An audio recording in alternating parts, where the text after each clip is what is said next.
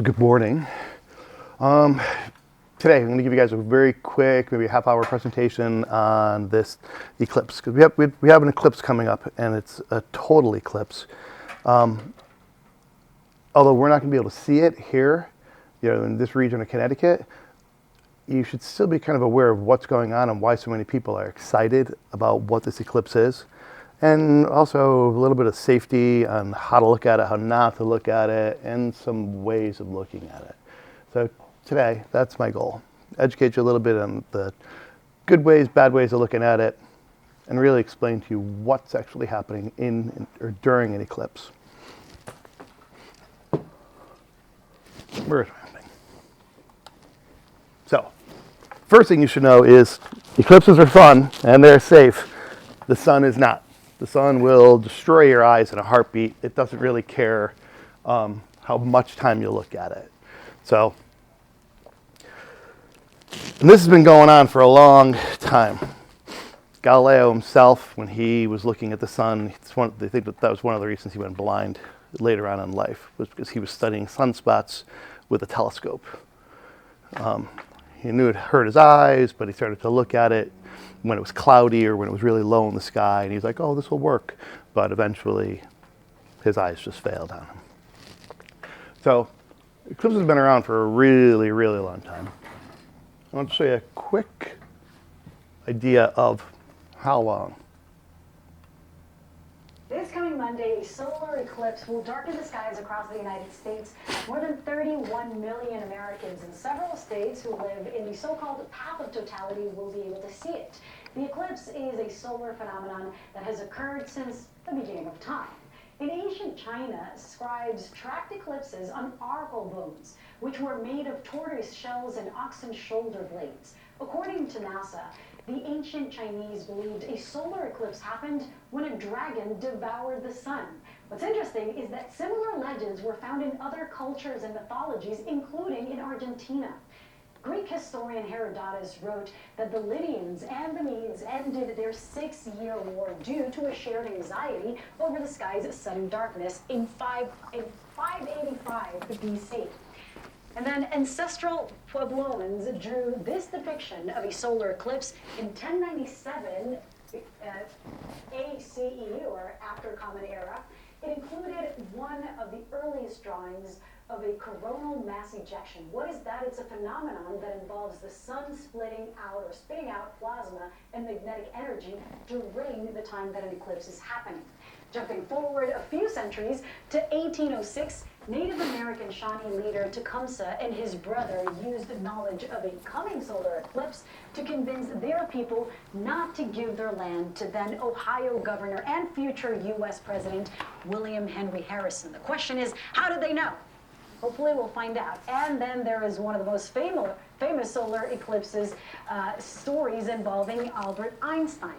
The scientist proposed the theory of relativity in 1916, which brought a new understanding of how gravity works. During the 1919 eclipse, Einstein's theory was proven correct by 2 different scientific expeditions. By studying the eclipse, the scientists determined Einstein was actually right, that the sun's gravity affected how we saw the stars.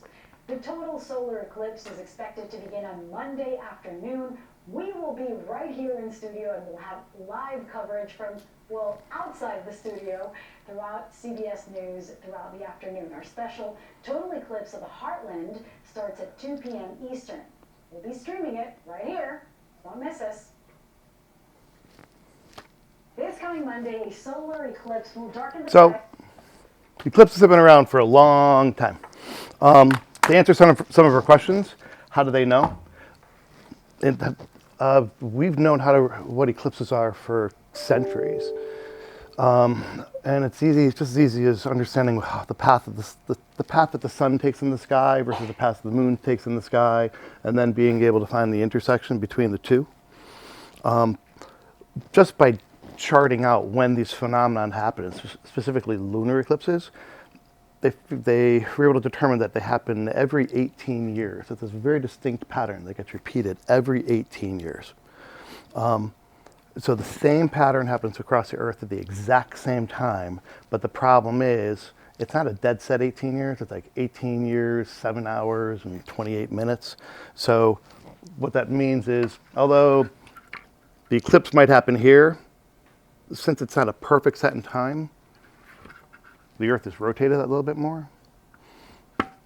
So it happens someplace else. And then it happens someplace else. Then it happens someplace else.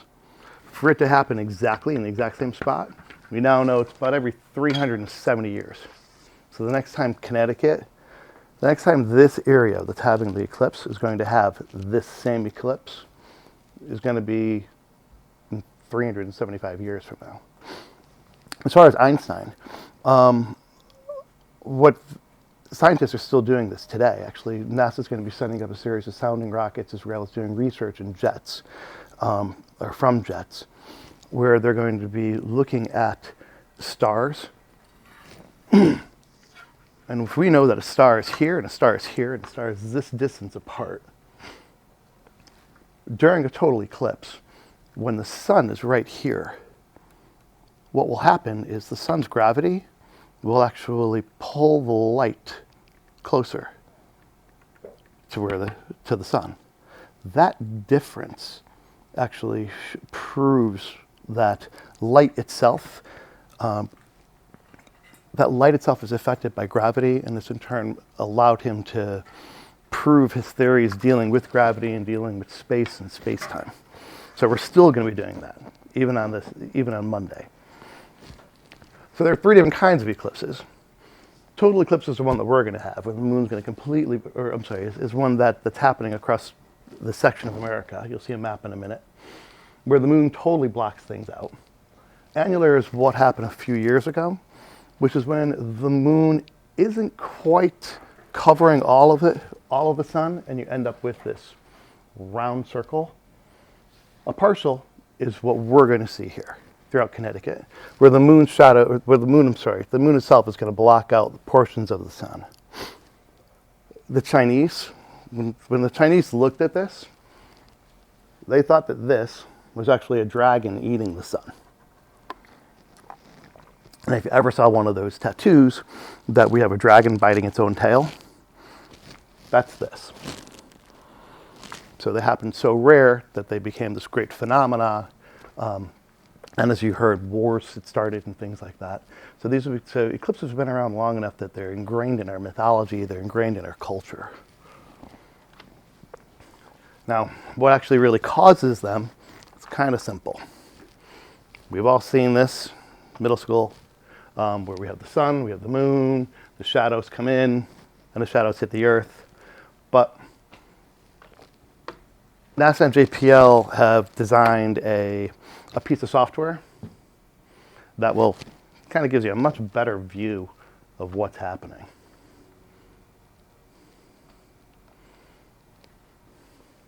Let's start with sun, earth, moon. We know, just like the diagram showed, sunlight's hitting the moon is casting a shadow onto the earth.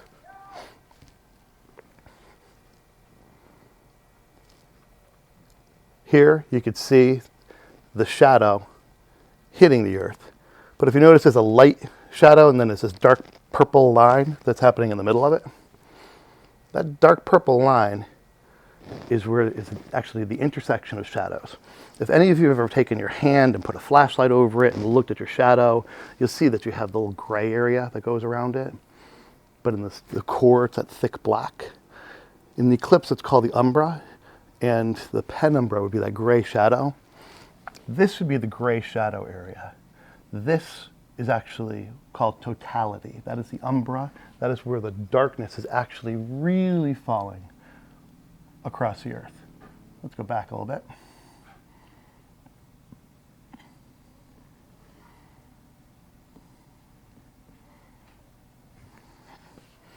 If you were to look at it from the moon's perspective, the moon's just casting the shadow out into space.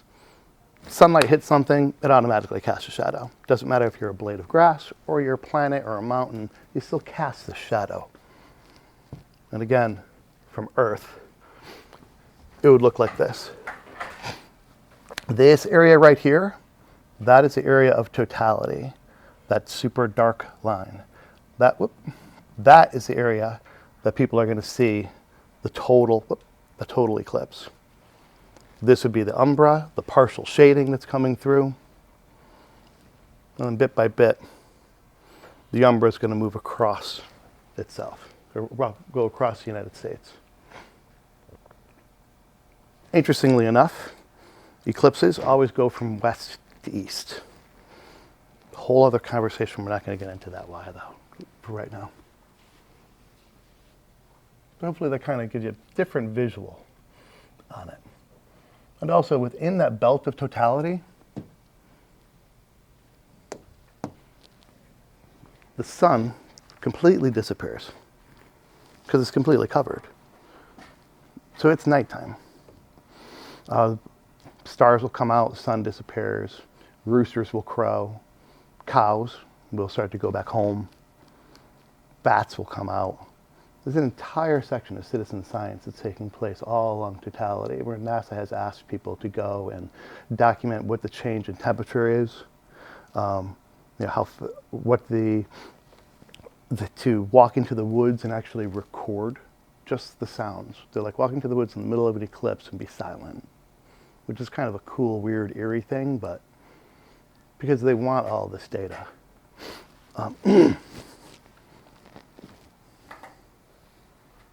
Now, a different animation. This is one that's just an easier one for us to grab our head, to get our heads around. Allowing the moon's long shadow to intersect the Earth. This is the April 8th, 2024 total solar eclipse. The central part of the shadow, called the umbra, sweeps across the surface at more than 1,500 miles an hour. It would move even faster if the Earth weren't also rotating in the same direction. The path of the umbra is known as the path of totality. People in that path see the moon completely block the sun, turning the day into night and revealing the sun's outer atmosphere, the corona. The umbra is over land for just an hour and 40 minutes before moving into the North Atlantic and then skipping off to the edge of the Earth. I kind of like the other one. But now, what does it look like if you were in the International Space Station? Like for real, what would it look like? See this black spot right here? From way in the back of the room, I don't know if you could see, there's a black spot with a gray spot or a brown spot going around it.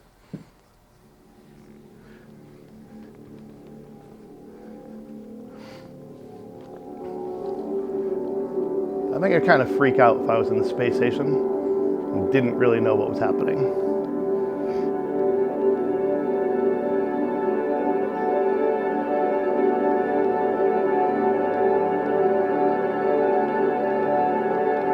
But now that we do know, the astronauts in the space station are actually going to be taking their own set of records,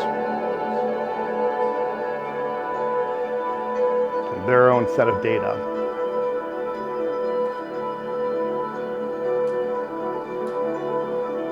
And if you notice how it stretches when it reaches the edges,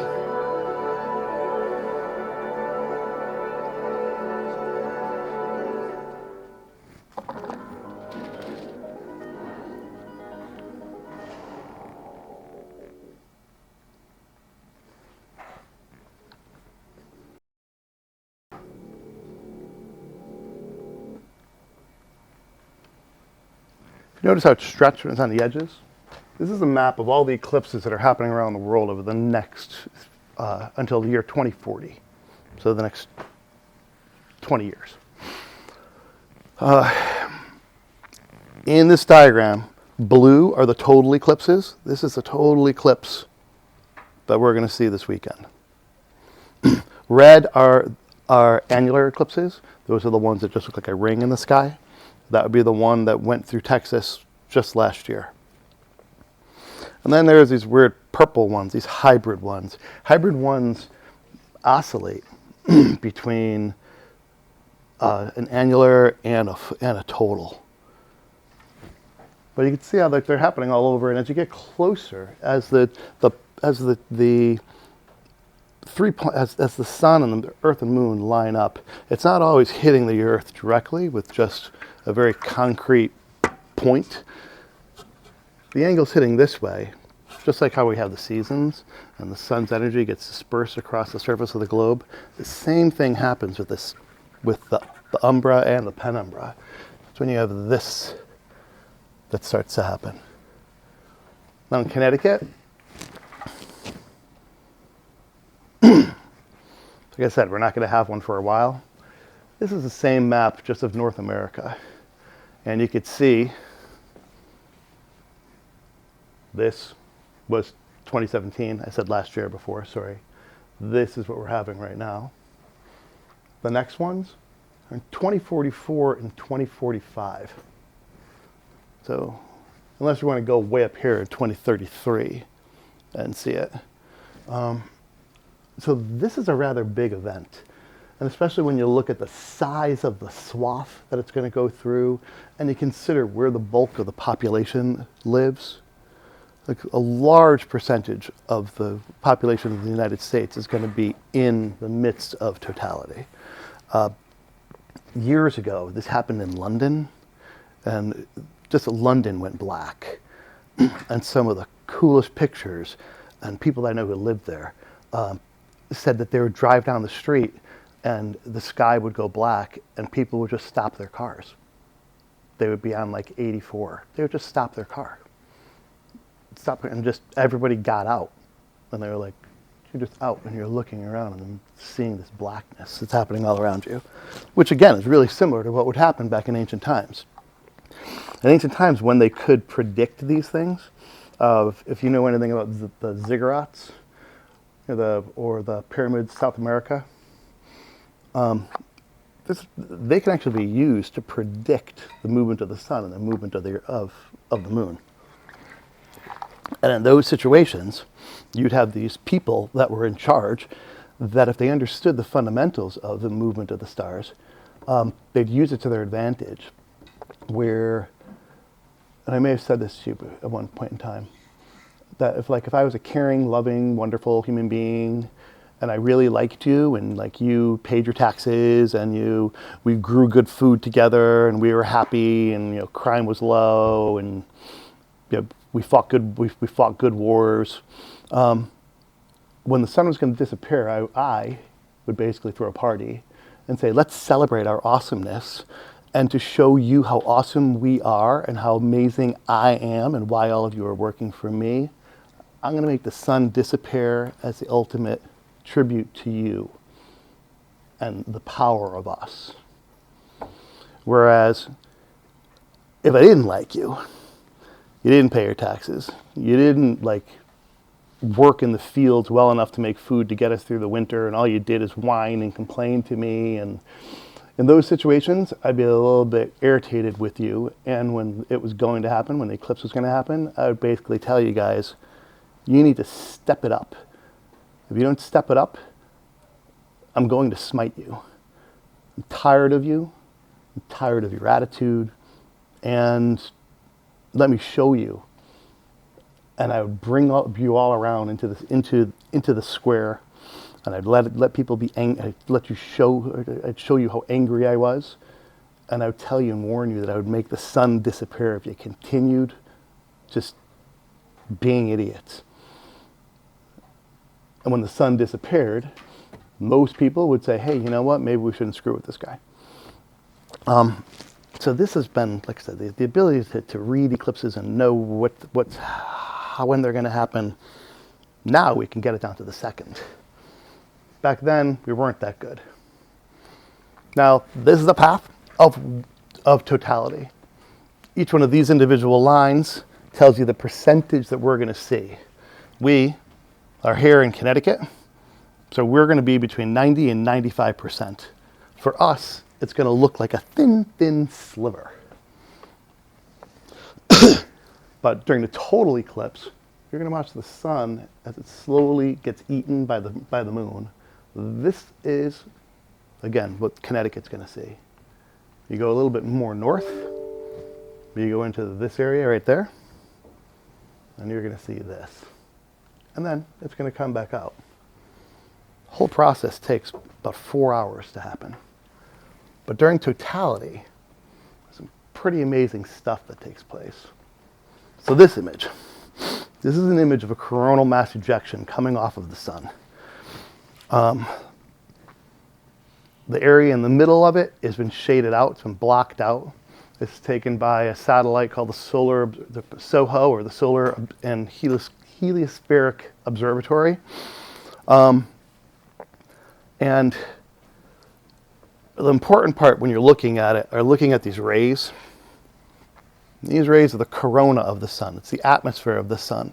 It's the part of the sun that's constantly being blasted off of it in a steady stream called the solar wind. We can't see any of this because normally the sun is so bright. But during totality, this is what it looks like. Like, I'm going to Vermont because I want to see this.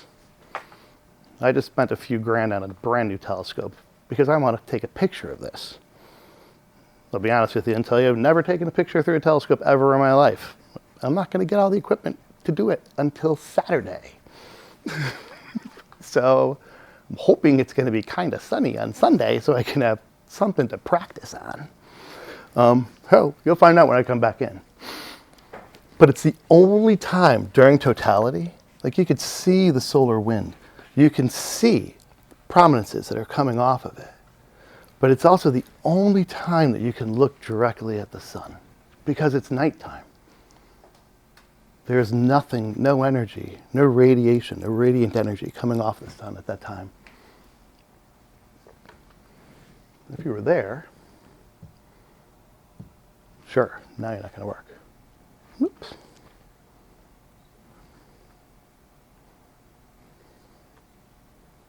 A tiny little sliver. Oh, it's really getting dark. Here we go. Here comes the Here it shadow. goes. Diamond ring! There it is. Diamond ring is hit. Great. Oh my goodness. That is the most beautiful thing I have ever seen. Now we see the streamers. Oh, They're reaching out into the sky. the corona is so nice. Look at the lines. We're getting a really strong streamer on the lower left-hand side. Oh, wow. It's absolutely gorgeous. I'm seeing stars. Now, this is called a diamond ring. That is the very, very, very last portion of the sun as it's being covered by the moon. And what's actually happening is that small portion of the sun is shining through the edges of the mountains that are around the moon. So we got the moon, we got mountains all over it, we got craters that are all over it. So when the sun is just disappearing, if it gets caught within these mountain ranges, you see this final burst of light, and then it's gone. And actually, once it's gone, what this doesn't show you is you get these little spots that are called Bailey's beads. Scientists, last name Bailey, figured out what it was. And it's actually the light that's also going through different mountain ranges. And Bailey's beads change depending upon the position that we're looking at the sun from. We're not always going to see the same set of craters because everything's in motion. Now, one of the resources that NASA does have out is this total eclipse of where and when. And we have an awesome site. Whoops. Is it not going to work for me? Man.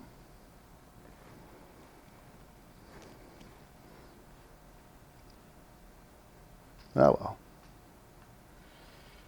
I can't show it to you.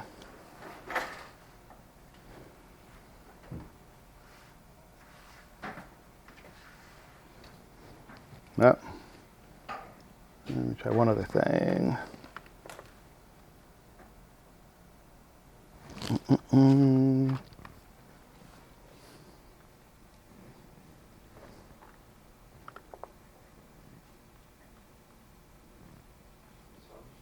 Yeah, no, huh?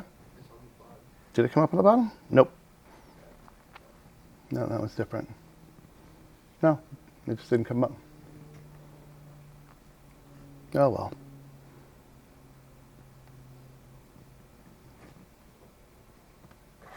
Sorry about that.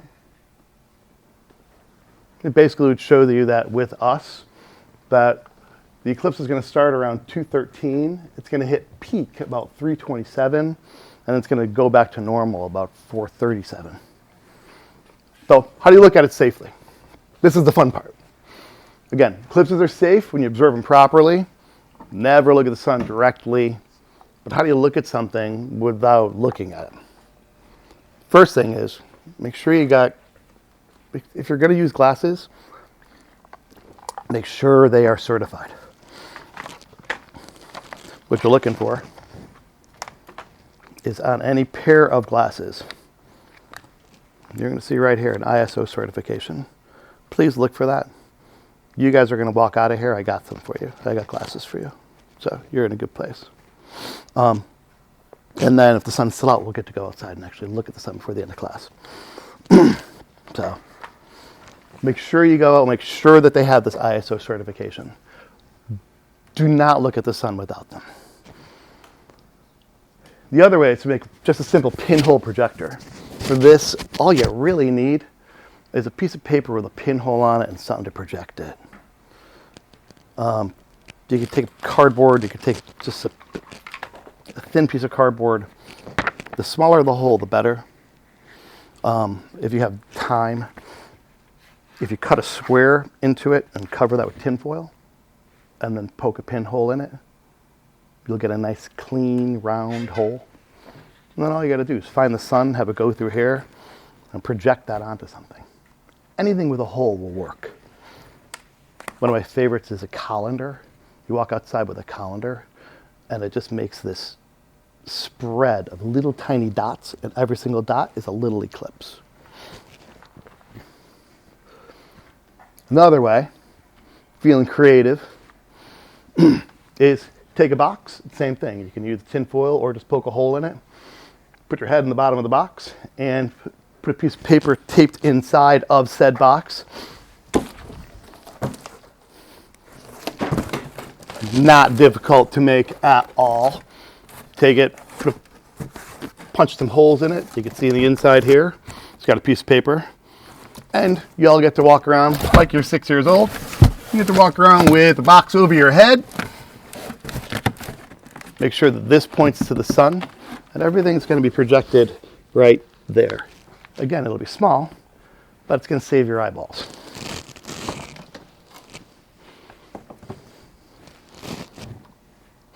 If you have an old telescope at home or a pair of binoculars, you can put it onto a mount. Same thing. You can point that at the sun. Get something to project it to. If you do this, you're going to you'll get a much bigger, brighter image. Like at home, when I do this at home, my sun, it's about this big around. So when I could see the sunspots that are on it, I look at the sun often. But again, never look at it directly. You can even build one out of just an old box, an old cereal box.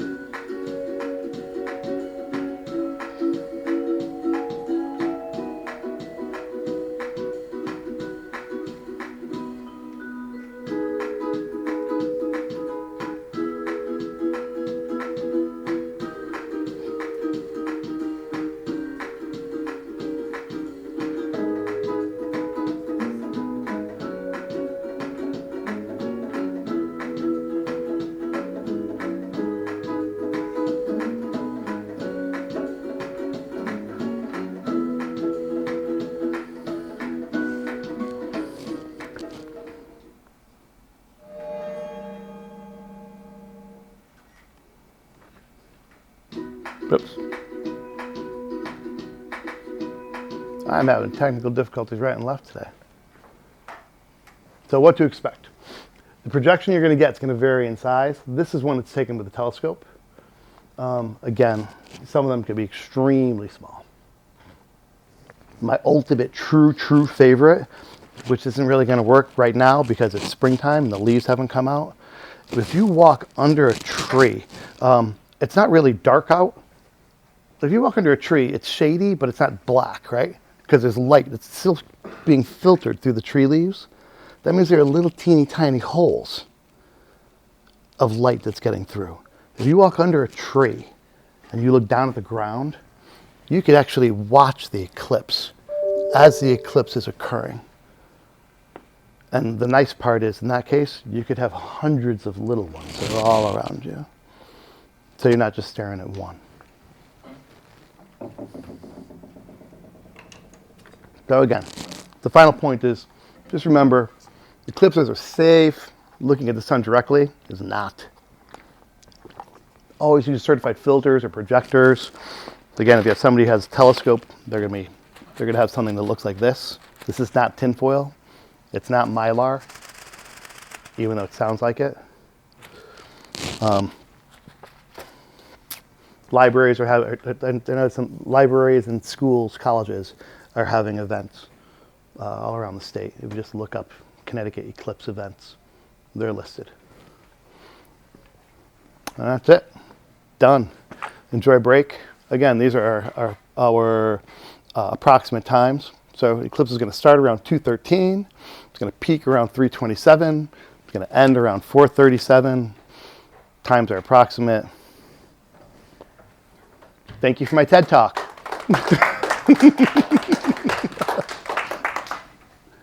Are there any questions? Or you just want to go outside and look? Let's go outside and look? Definitely. Let's go outside and look. Come on, man.